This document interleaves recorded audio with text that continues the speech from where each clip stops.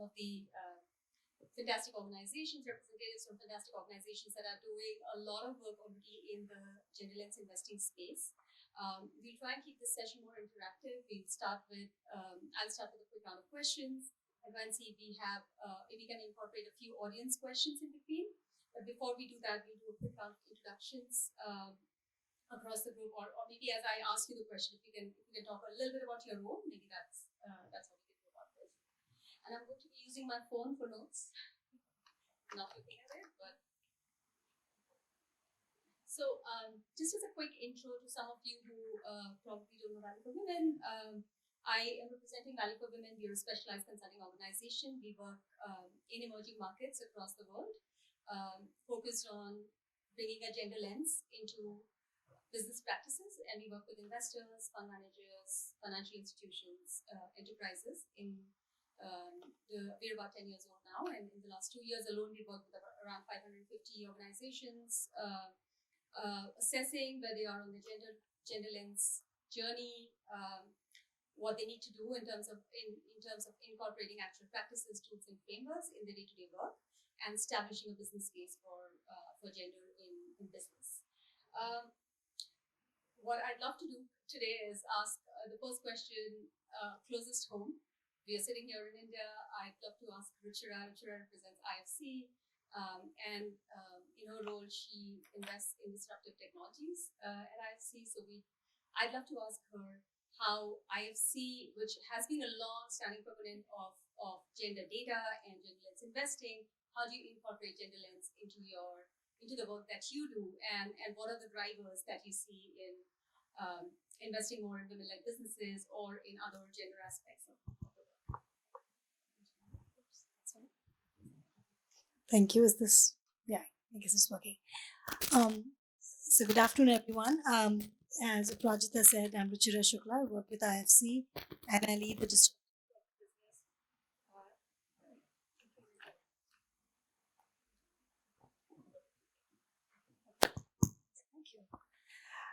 disruptive tech business, which is both direct investing, equity investing in startups, as well as VC funds.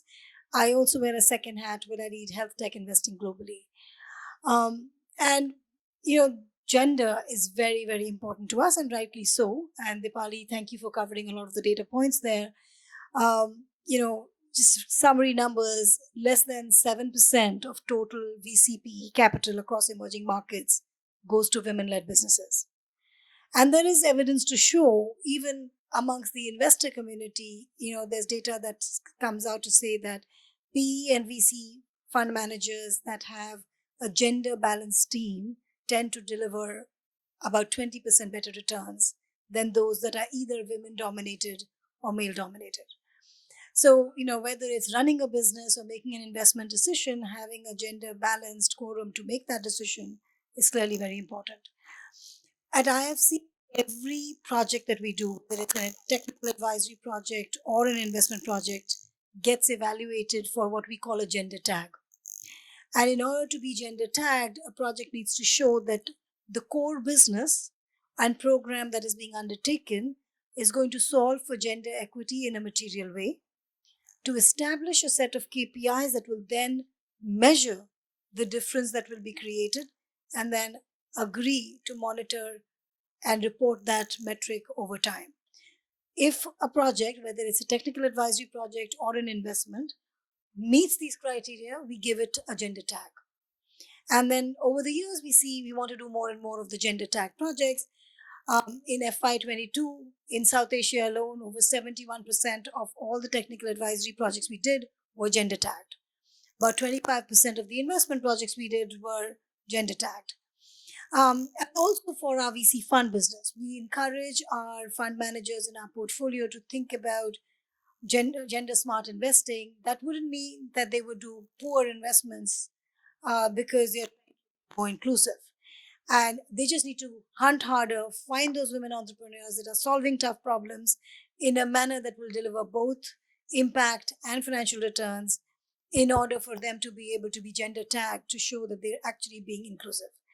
As well as within their own investment teams, to have more women investors around the table in their investment committee, as well as in their junior teams. So a whole bunch of measures. Thank you. I'll pass it back to you, and we can keep talking about this, but it's a very important cause and supremely important to IFC.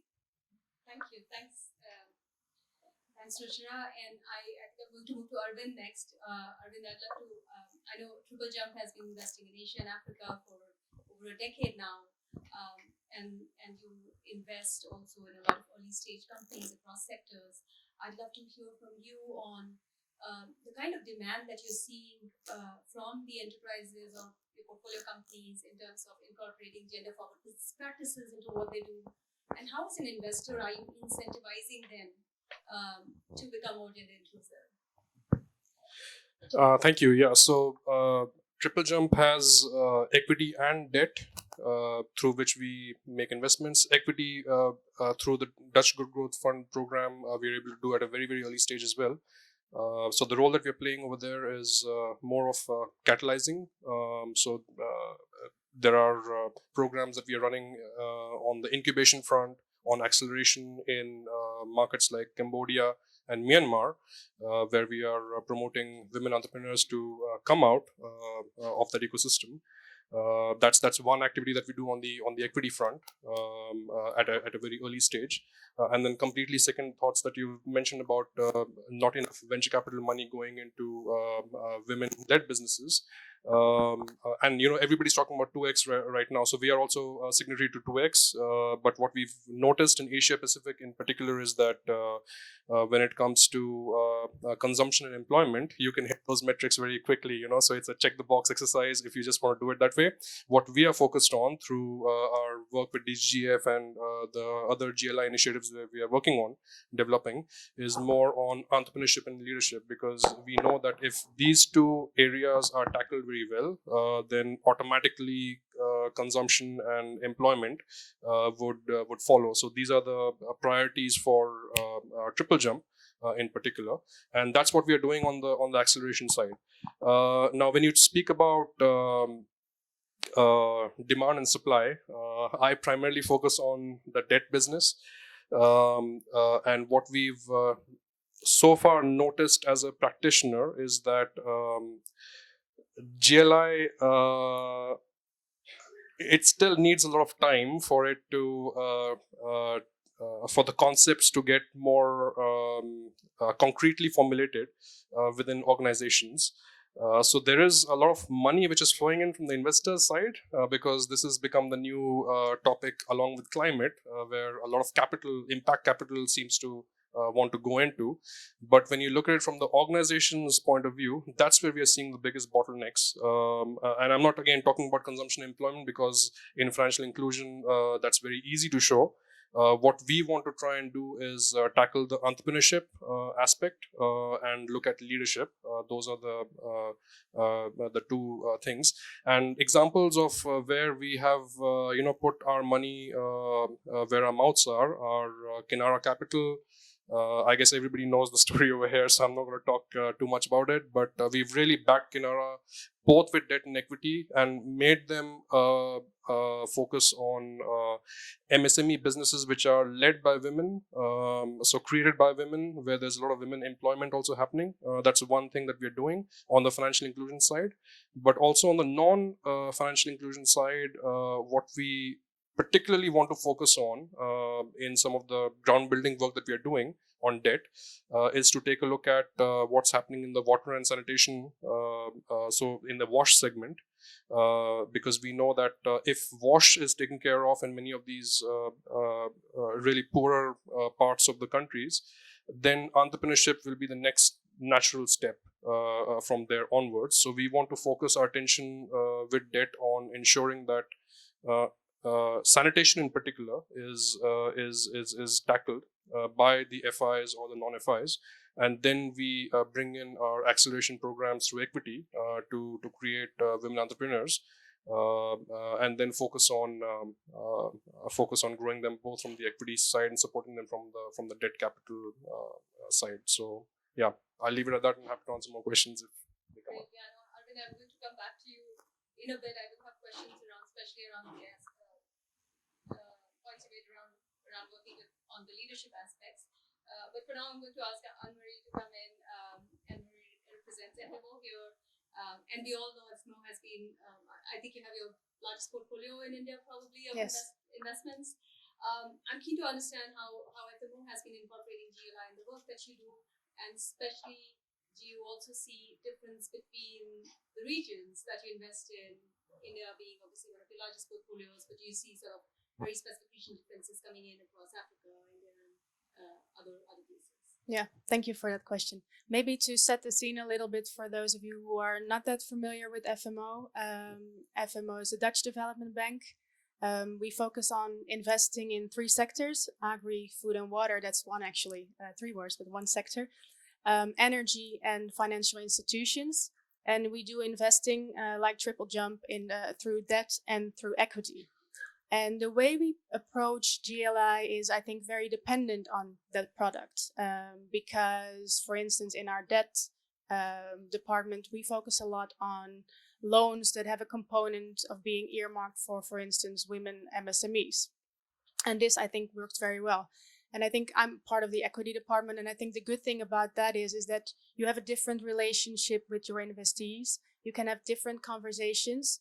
And we also normally have a board seat, for instance. And one of the things as FMO, what we are trying to do is also nominate women to board seats. But I think one of the most important things, and that also relates, I think, to the stage that GLI is in, is creating more awareness. Because I think most of us in the room are pretty aware. But there's still a lot of people who don't really see the problem. And it all starts with having the conversations, not 1 time, but maybe 5 times before something really clicks. And I think continuing to have these conversations is something that we can do from a lender perspective, but specifically also from an equity perspective, because as a shareholder, we are also talking about leadership in the company. We are also talking to our fund managers on how they approach their investee companies. So I think that is something that we really work on from that side. To your question on the regional differences, it's a bit more complicated, I guess, because regions have different countries, and I guess a lot of this is culturally sort of decided over a very long period of time. So we're talking hundreds of years. What I think we do see is that there's some countries in Africa, for instance, where female entrepreneurship or female leadership is a bit more evolved than, for instance, in the Middle East. And also from that perspective, as FMO, what we always do, we don't dictate anything when we are in these conversations. We don't say you need to have X amount of leadership positions being women. We start with having the conversation. Where are you now? Where would you like to move to? Can we make an action plan? Can we help you with that? Because we also have a capacity development team. So it's really looking at where are we? What does the culture decide for us? What is the systemic part of this? And how can we take the baby steps? Because that's what it is, right? Awareness, patience, but keep moving. So yeah. Thanks, Annemarie. I think that's a key point that we see as well, meeting companies where they're at, and not just enforcing an investor's agenda or gender agenda on them. So that's great to hear. I'm going to come to Ushnisha next, and Ushnisha represents BII here, and many of you might be aware, but BII has had a significant role to play in the setup of the 2X challenge, as well as the gender smart investing guides for fund managers. Tell us a little bit more about that, and especially the audience, because I'm not sure if everybody is that aware about how what sort of BII's approach to gender smart investing overall. Sure. Thanks, Apu. No, really glad to be here to be talking about a topic which is very close to BII and personally myself. So I think just a quick introduction of BII. We are UK government's DFI. We were called CDC earlier. I think in 2018 we started working with a lot of other DFIs to put together the 2X framework. And I think to your point, I mean, it is talked about now quite a bit, but I think at the same time there's still, on one side, progress was made. We looked at a 2 billion commitment towards 2X that resulted in a 3 billion. Then there was a renewed commitment, which everybody sort of said we will want to do. And the just from a framework perspective, I think the idea was to look at investing in women across different levels. So whether it's on the, as fund managers, as people in senior management, women as customers, women as suppliers. And I think the layer which we got really deep into, the framework talks about, it's all public, also talks about like, how do you distinguish that between different sectors? So, I mean, manufacturing, what is the baseline which is there? Because I think some of these things and data points, to your point, Apu, I think it's important because I think it just gives that reference point for you to look at, is this good enough? Is this bad? So I think that 2x framework really gave people a common tool to talk about. So I think that was really interesting. We continue to support that. I think just before I get the fund manager bit of it, we in our 5-year strategy period have committed to invest 25% of our capital, which will be 2x qualified. I think almost similar to the point of the gender tagging. It also forms part of, I don't know if some of you got the chance to be in the session where we talked about our impact scoring system, which also looks at 2x as a bonus point. So it's a way for us to incentivize our internal systems to look for 2x qualified fund managers as well as investees. It doesn't distinguish between, so we do funds and on the direct side, both debt and equity. So it doesn't distinguish on the 2x side to say that we'll give the points differently. But what it does, because this entire scoring is actually linked to our LTIP, like our incentive plans, it really helps the investment teams to think about this very, very actively. And the kind of change, I think I would give a really interesting example, which we did. So we had invested in Avas, which is an NBFC, a couple of years back. We sort of, I think, interestingly, so over a period of time, as you start to work with them, and this was a debt investment, so we started to work with them, just started to look at the data, where they are. It's a housing finance company. So we started to look at them and looked at the opportunity actually to really increase the women participation in the loans. And, I think you were mentioning, we didn't just go and say that you should do this, but we said, okay, there is an opportunity. Let's see what you can do. And from there to now, I think we've done a journey with them. And that's just one example to say that, okay, we'll do a directed line just for you to increase that share of loans which you give to women. And I think that co-creation bit is really important for us as a DFI. So that's an example of a particular company. But also on the fund side, when we are, this is not working. Oh, sorry. On the fund side, we if there is a fund which we potentially look at, and we just on the fund side don't look at just the leadership in terms of who are the partners in the fund, but we'll also look at what kind of companies they invest in, what are the processes to screen for them. And again, sometimes they are not fully ready when we are speaking to them, but by the time we are actually closing, we develop these processes with them, which has been quite instrumental in some of the funds we have invested in, who now screen for 2x in their own portfolio. And also then the question of actually aggregating, looking at those metrics and data. Because I think if you don't create the sort of right incentive structures in the right way, I mean, that's how humans work, right? You need to create those incentives at the right level for you to look at it. So I think that's been the case on the fund side. So we do have, as part of our whole ESG toolkit, we have developed all these guidances, which is publicly available on our website. And a lot of it has been developed along with IFC as well. Which really gives you that framework that at the fund level, at a leadership level, how do you think about gender lens investing? And then through the investment process, all the way from setting your strategy to exits, not just like stopping at portfolio management, like to exits. How do you really think about gender lens investing? Thanks, Ushnisha. For those of you who are not familiar with these toolkits, the BI website has the fund managers toolkit, and it's really a very helpful set of resources, especially for probably aspiring fund managers here who might be looking at GLI as the next step today. I think I'm going to ask a question and then also open it up for the audience. But some of you here also invest in funds, not just in enterprises. What do you see? How do you actually screen out your funds? And maybe Annemarie, you can talk about that.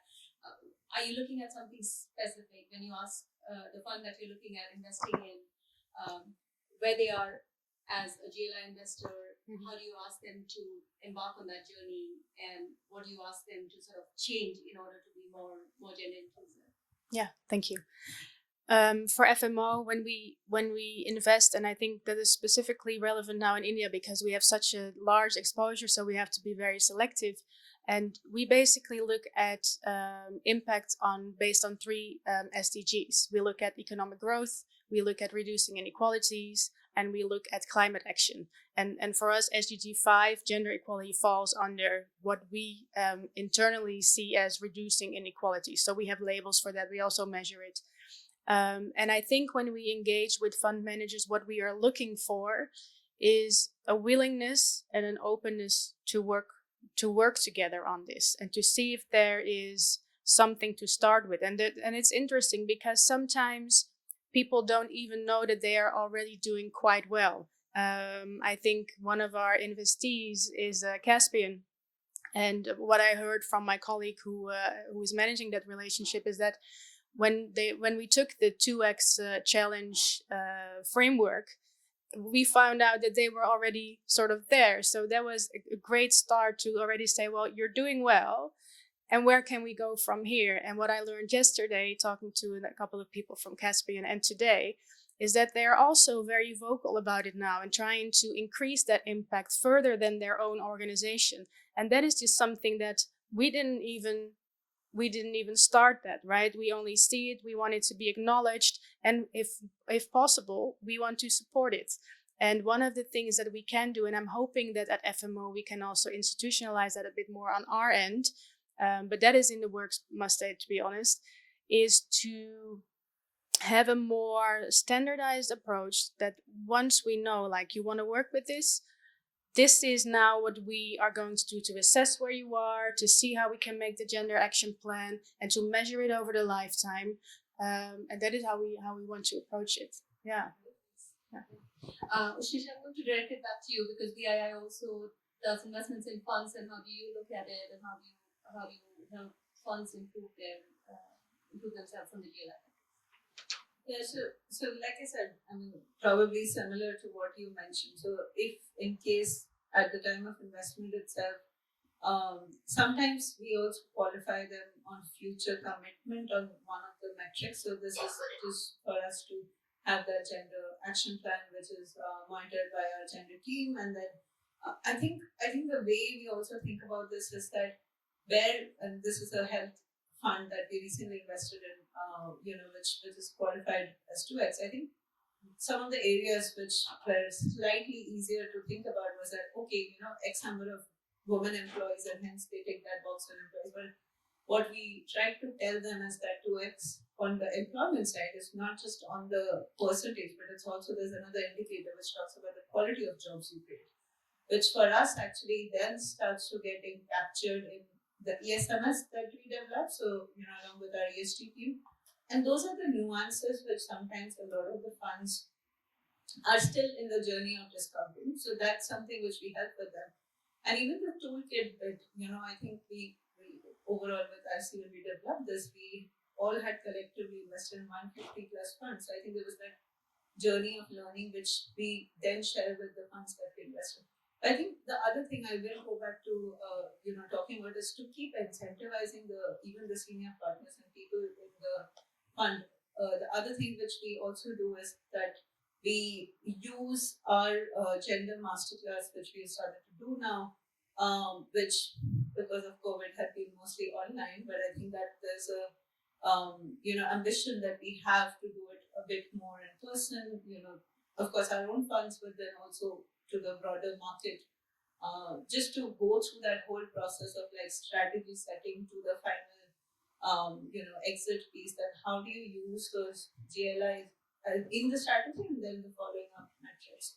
So I think the frameworks are there. I think it's about people having those right incentives from their LPs. I think the other thing I should mention is that it's also important who are the other LPs you're working with, because what I've seen is that if the other LPs are also aligned, there is a lot of combined effort that people can put together. So we have seen more success if you have aligned LPs who are also thinking about it. If not, there could be sometimes, I wouldn't say tension, but sometimes, just on the interaction plan, etc. Sometimes it takes a little bit more time if the GP has been asked to sort of go in different directions. So I think that also helps to align your other LPs on the table to say why it's important. Thanks, Ushnisha. And I think, Ruchira, back to you. Dipali alluded to the whole sort of challenge around data transparency, and IFC has always been an extremely data-rich organization. You correct on your deal data that's quite public, and also all the data indicators. I think all of us go back to IFC and World Bank sources all the time for it. How do you incorporate that level of data transparency in the deals that you do, and then again, how do you use those towards field building, or talking more about gender lens investing, or encouraging other investors and enterprises to join forces? So I'll talk both from the lens of direct investing as well as VC fund investing, because those are the two pieces I handle. On the direct side, as I was saying, so at the start, investment may be tagged gender. But even if it's not gender tagged, we would still be measuring certain metrics. So if it's an edutech platform, we will look at how many learners are women, how many teachers on the platform are women, and is that number growing over time? For every company, am I causing that? Yeah. For every company, we will definitely look at what percentage of senior management is women, are founders women. Are there targets to increase in the right jobs, to your point, Ushnisha, the involvement of women? So there are various metrics that we get the founders we back to agree to, and then we track them over time so that we know we're progressing well towards that. And you're right, it also forms part of our impact score. On the fund side, it's very similar about, are the founding members or investment committee members women? Are there more women being groomed to become partners? So who's on the partner track? Are they hiring well? Are they creating a culture which makes it welcoming for women to excel? Because sometimes we can talk about targets, but then we don't solve the tough problems that would make gender smart investing possible. And some of those problems are very pragmatic, like flexi timing, right? Childcare. Those are issues that, if you ignore those issues, you're never going to be able to solve it, because there's real life out there, and it needs to be taken care of. And then we have a big technical advisory team as well. So in some cases, we go in there and we support the transformation. So there is actually, for example, a manufacturing company based in Vietnam, where we've looked at the initial baselining and said 33% middle management is women. Let's set ourselves a target of 40%, and our technical advisory team will work on making that happen. There is a NBFC in Philippines where we've given a loan and said 100% of that has to be disbursed for SME lending. So we give targets, and then our teams work to make that happen, so that it's not just push, but collaboration and meeting the targets together. Arvind, last question for you before we open it to the audience. You talked about, I would say, investing in leadership or developing leadership. How do you see that in your past roles as well as at Triple Jump? How do you go about doing that, and how do you bring that sort of more inclusive leadership to the core as you work with the portfolio companies? I think Ruchira has already mentioned IFC's approach, which is quite similar. So I'm not going to reinvent the wheel over there, I guess. But what we try to do is look at sectors. For example, I pick up wash again, because for us that's a very important sector in a market like Cambodia, and probably that's something that can be replicated in India as well.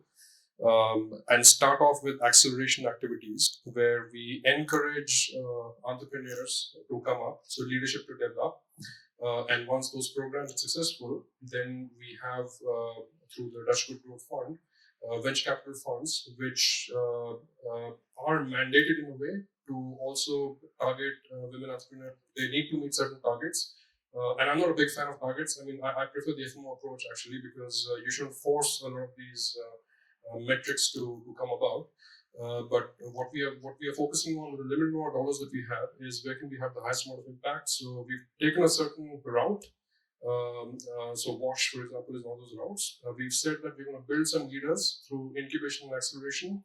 Then in the VC funds that we are also investing in the life cycle, we try and ensure that these businesses have visibility and that they are made investment ready. And the moment that's done, then comes the debt layer to help leverage these businesses grow. And that's effectively, in my view, that's what the job of an investment manager really is. So we try to keep it very simple in the way in which we approach this challenge. Thanks, Arvind. And I think for many people in the audience, I think there are a few things that I just want to mention here quickly.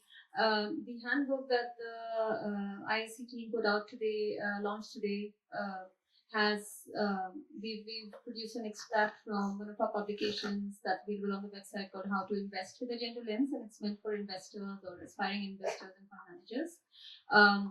The masterclass in the masterclass later on, we're going to draw heavily on it. But if you're looking at entry points or where do you begin from, where do you even start as a fund that might not be focused on GLI or may not necessarily have a gender strategy or targets, where do you start? So please do take a look at the article that we put out there, and of course the whole publication that's available for download on the website. Many other resources out there. I see between I think the organizations that are sitting here, there's tons of great data points and publications on the website as well. With that, I'm going to open it up to the audience to see a lot of known faces here, and I know a lot of you are already working with a gender lens. But if there are questions, please say your name, organization, and who would you like the question to be directed at. I know about the great work that you've all been doing, but this is just for the panel in general, not for the specific person and such. It's great to know that an investor-focused gender lens is more of a top-down approach. It's more snowballing into how VCs look at it, or enterprises look at it, or then even their teams or the grassroots look at it. But I'd like to touch more upon challenges of those enterprises that probably fall off the investor radar, and what are the supply or demand side challenges that you've been seeing in these enterprises, and what really they can do. Because we've been seeing more and more of incubators and accelerators that are women-led or women-focused, but only 4% of sustainable bond issuances or the public capital markets are focused for women. So in that pipeline, when you look at it, how do you really, ensure that they don't really fall off in that pipeline? So that's just some of my questions. I think, to your point, there are definitely gaps on the making sure that on the side of where the capital is needed, that is being looked at by investors, whether they're GPs or LPs ourselves. But I think the way to think about this is, and I know you said targets are not good, but on the financial side, every investor puts a target, right? So for us to move the needle, I honestly think we need to make those targets. So it's good that, say, accelerators and others are now having specific targets to look at women entrepreneurs to back them, because in the kind of country in India, look at the number of really innovative ideas and things which come. But for even a team like us, we hardly get to probably see the tip of the iceberg. Also because the kind of investment probably products we have. So on the pool bond issuances, so during COVID-19, we did a MFI pool bond issuance where there was initially, it was just supposed to be a COVID response, but then it became a 2x COVID response where we went in and said, no, it has to have disproportionate impact on women. Now, that wasn't in the initial pieces of when we were thinking about just doing a COVID response. So I think we as investors, I see everybody trying to make that effort, but I think it's a work in progress. I'm hoping that we see more and more institutions, except investors, also taking up gender lens, because it's not just, I know we talk about gender lens investing, but I think there's so much more which needs to be done beyond investments, which has to come about. So might be accelerators, might be a lot of those things which need to happen for funnel to not be broken from grassroots to reach into growth and larger scale. So I don't know. And it takes time, right? Yeah. And also it takes time. That's the only other nuance that you also probably have to think about. When you look at impact investing and where it was, mainstream impact investing in 2006, and the speed after 2010 that it picked up. Now GLI is as a concept which is practiced after the 2X initiatives came in. I mean, you're talking about 2018, 2020, right? So you have to give it some time for the pipeline also to get developed. And then with that momentum, I expect that over the course of next 3 to 5 years, this will automatically become a bit more mainstream and some of the gaps will get resolved. I guess IX is a bit ahead of the curve, right? So. Yeah, I also wanted to sort of address that about the time element and the other angle is supply and demand, right? We can all sit here and say we want to do more gender-lens investing, we want more investors to be women, and you, Mr. Investor, should invest in companies that are led by women. But where are these companies? We need more, and it's so heartening to see so many women in this room. And I acknowledge the men. It's great for men to be here. It's part of this dialogue, but it's important to see women be interested in investing, be interested in entrepreneurship. Where does the supply come from? So, personally, I try to go and speak at colleges and schools because that's where the career decision is being made. And that's where, self-limiting doubts like, oh, I can't be an investor, I can't be an entrepreneur, come into being. And I think we need more. It's changing. And you're right, time will solve it because if there is no supply and there's demand, then what will happen is the quality of returns will start getting diluted. And that, to me, is not gender lens investing. Gender lens investing is you achieve the same or better returns while helping women achieve their ambitions. And that's the world we want to work towards. I'm just going to add something there, and I think that's more linked to some of the work we do with incubators and intermediaries and enterprises side as well.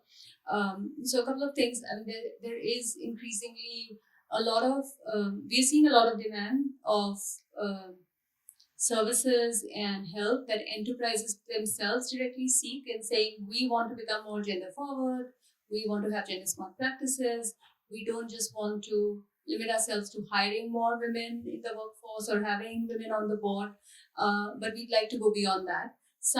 A lot of times that demand or that thought process is investor-led, where it's coming from the investors that they have on board and they're talking to them about it, and that's how the mandates flow. But a lot of that thinking and thought process, especially I would say in Southeast Asia and Africa, in Sub-Saharan Africa, we're seeing a lot of demand coming from the enterprises themselves, startups that are saying, we're a 2-people team. We're two men setting up, have started out. We can't just bring another, female co-founder to make it gender balanced, but they're keen to figure out a way to build gender forward business practices into their policies, into the DNA when they're starting out.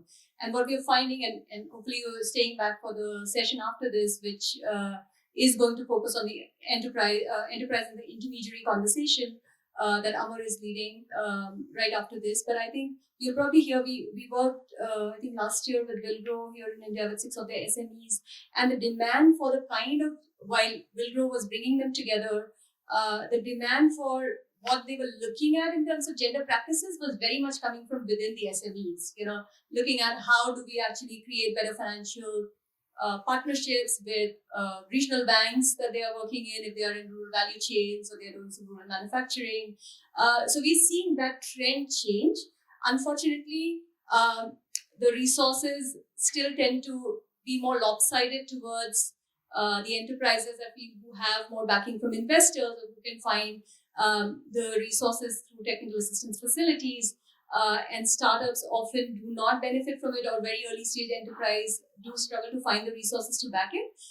But there are enough and more resources, virtual resources as well, and off-the-shelf resources that we're seeing enterprises take up as well. Happy to connect offline and talk more about that too.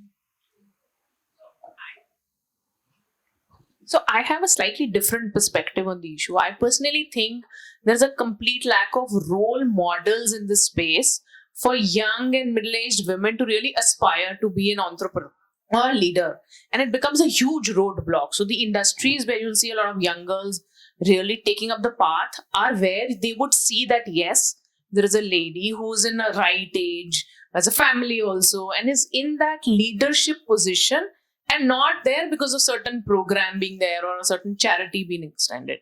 So I think that perspective needs to come into impact investing, where you genuinely promote certain fund managers as role model and showcase them. So a bit of it could be advocacy as well, a bit of it could be advertising as well, so that this supply demand gap gets bridged. Because I'm totally with you, there has to be sufficient number of women fund managers or women in general vying for these positions, but that will only happen when they see that yes, this is a career path or a sustainable thing for the next 15 to 20 years. So that's broadly my perspective. There is a woman in investing. I would say it started with a small group of like some 5-6 people. Initially, it was mostly like impact investments only, but now it is a lot of other people who are there. Yeah, I don't know if it's 500, but like no significant number, but of course still quite minuscule. So I think I still feel like on the investor side, it's still because it's such a small community, like a lot of women will end up knowing okay who's there. But to Ruchira's point, I think everybody needs to then get out and like showcase themselves, and sometimes unfortunately sometimes women are not very good at doing that, just like, and I've been on interview panels where some woman walks in and she's being so conscious of what she doesn't, on the JD she doesn't match probably point number last 7 and 8, but and it's nothing wrong that the next candidate was male came in and though he didn't match even half of it, was quite confident. Sometimes it happens. I'm not saying it's only gender specific, but I think yes, to your point that there are role models out there. There are a lot of now role models. It's got better, but definitely not enough. So I think it's the onus is on all of us to then go out and showcase ourselves.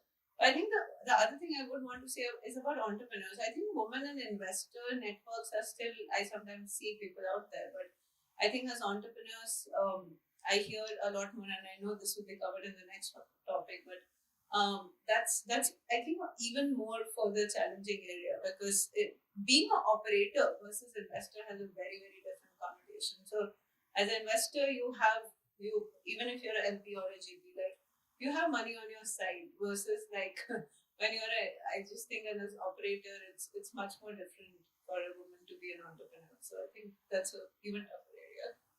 Thanks, Ushnisha. I think to the WII, the Women in Investing Network that Ushnisha mentioned, they recently, I don't know how many of you've seen it, but they recently did a survey in the membership and brought out a small publication. The data points are very interesting because what it tells you is a lot more women are actually fund managers and partners at funds, but that's because they've started their own. Because they did not find the career progression within the established funds that they were in, and it's very India-centric data, but it's quite poignant, and it's a very harsh reminder of where the VC and PE industry, investing industry generally is in the country still.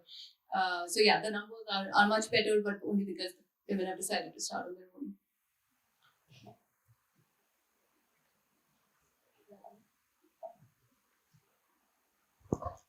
So a great discussion. Thank you for that. So my question to all of you is that, can we answer that question that why be good?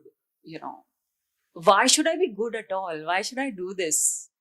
So what is it in it for me if I make that extra effort to comply with, be more gender as a fund manager at all levels, and I think that is what will come up in the next. Yeah,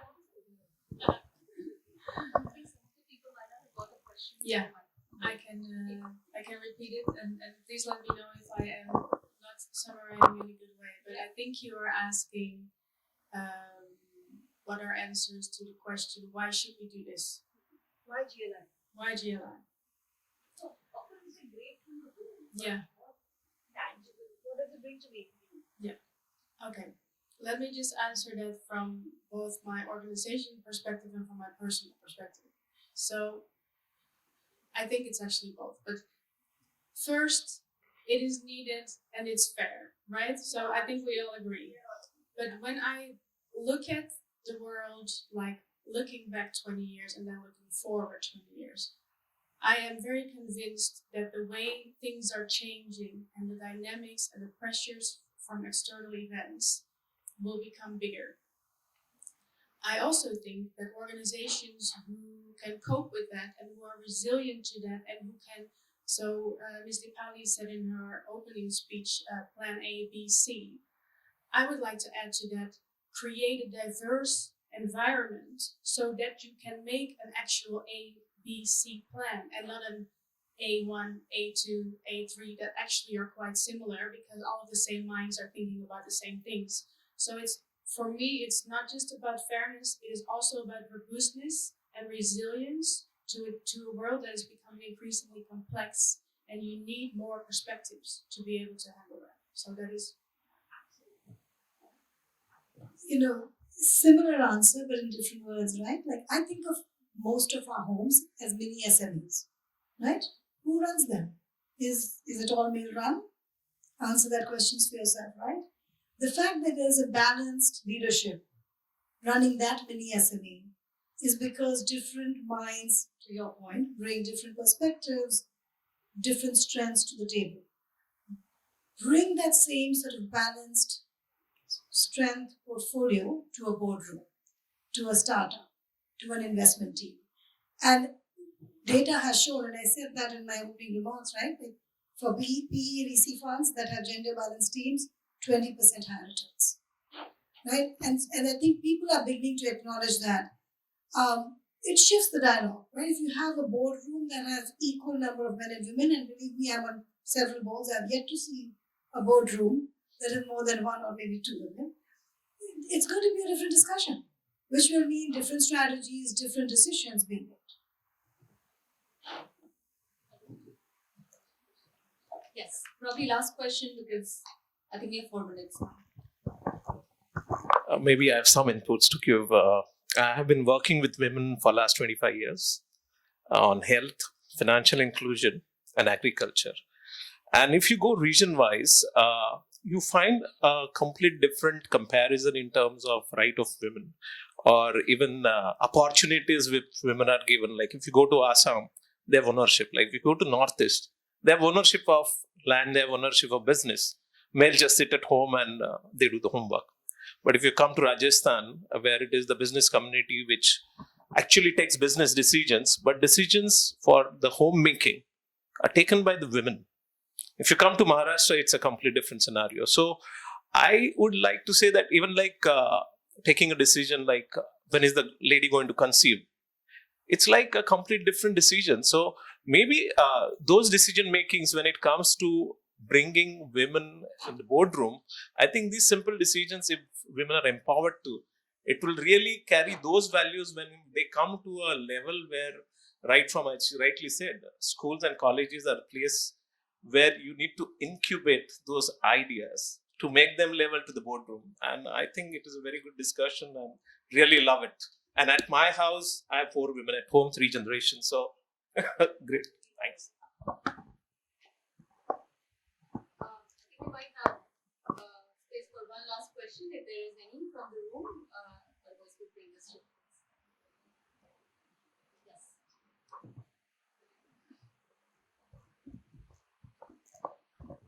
I actually know very little about gender. My name is Shrikant. I work with Janagraha. As a group, we work on cities.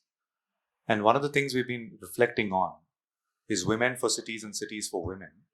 Of course, as an end in itself, but from our perspective also as a very powerful catalyst of wide-ranging reforms in the way our cities are imagined and planned.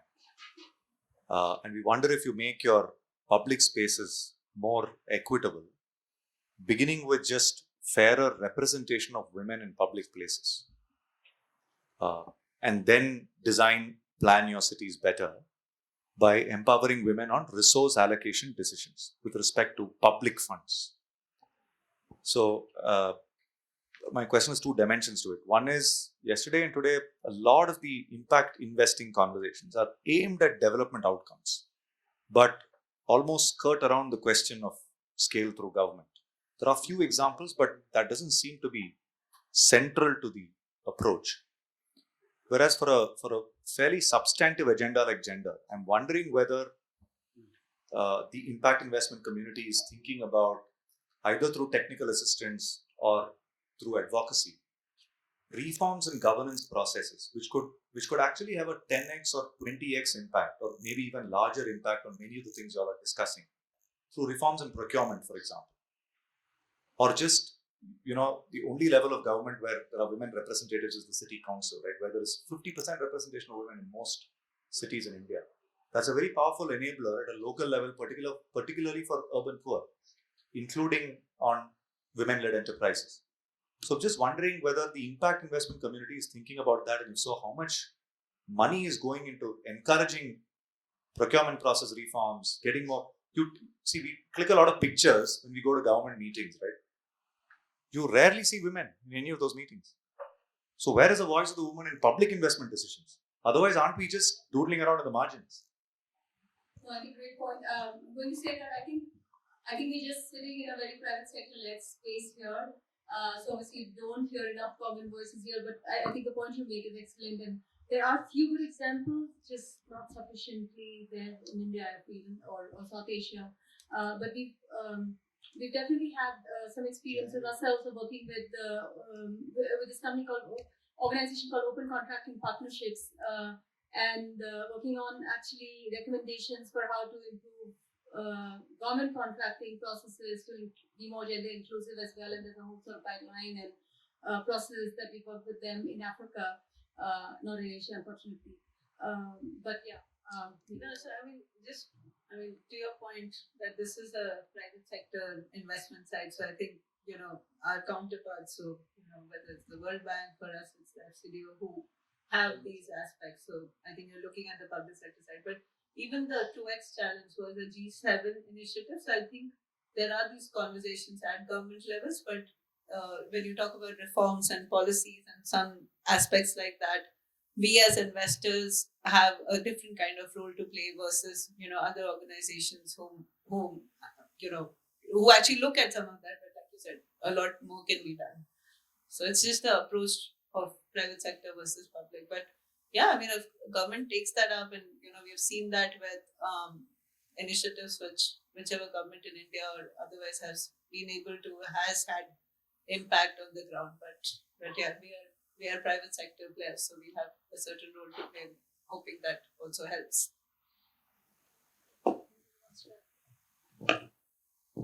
It'll be interesting to see. I do see a lot of female representation in government leadership, right? And it'll be great to see data on how that compares with leadership in the private sector, right?